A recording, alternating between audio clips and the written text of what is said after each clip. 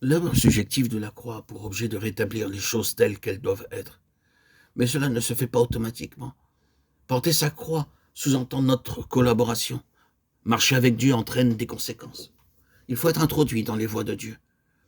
Porter sa croix signifie également collaborer avec Dieu pour qu'il opère cette séparation. C'est un aspect important que de le réaliser, et il faut le vouloir de tout son cœur pour permettre à Dieu d'agir.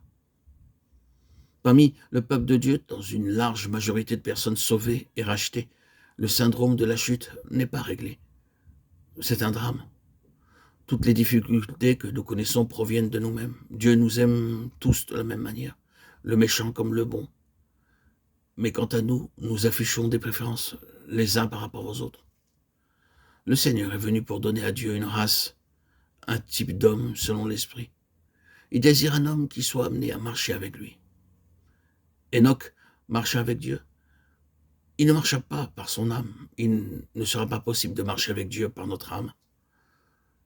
La majorité des services accomplis par les chrétiens viennent d'eux-mêmes. Bien que faisant quelque chose de tout notre cœur, Dieu ne peut pas l'utiliser, parce que tout doit venir du ciel. Le Seigneur lui-même n'a pu commencer son ministère qu'après avoir été testé lors de la tentation. Son ministère a commencé sur la base de la mort et de la résurrection. Mort à lui-même, aucune chose ne procédait de son âme. C'est le verdict de la croix qui dit irréversiblement non à l'homme, même si les choses sont faites avec de bons sentiments. Tout ce qui doit être réalisé doit venir d'en haut, par l'esprit. Trois tendances se remarquent parmi les chrétiens. Les fondamentalismes qui appliquent strictement la doctrine. Les fondamentalistes est un mouvement difficile et dangereux. Il est difficile et dangereux de parler d'expérience dans des milieux évangéliques.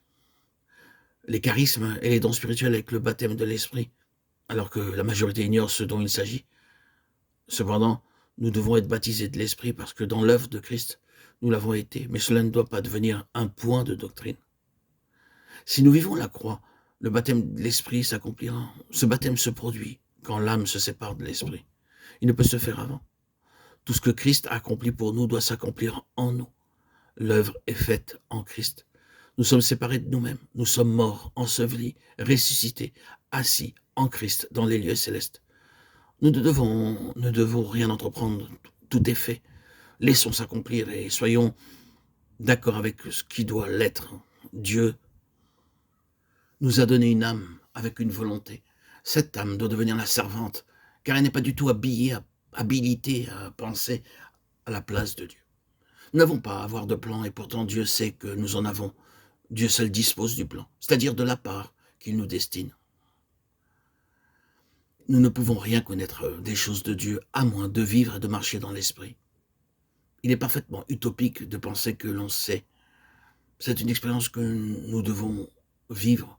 Dieu ne permettra jamais de prêcher une vérité si nous ne la vivons pas.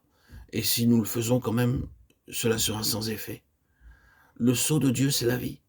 Sans vie, il n'y a rien.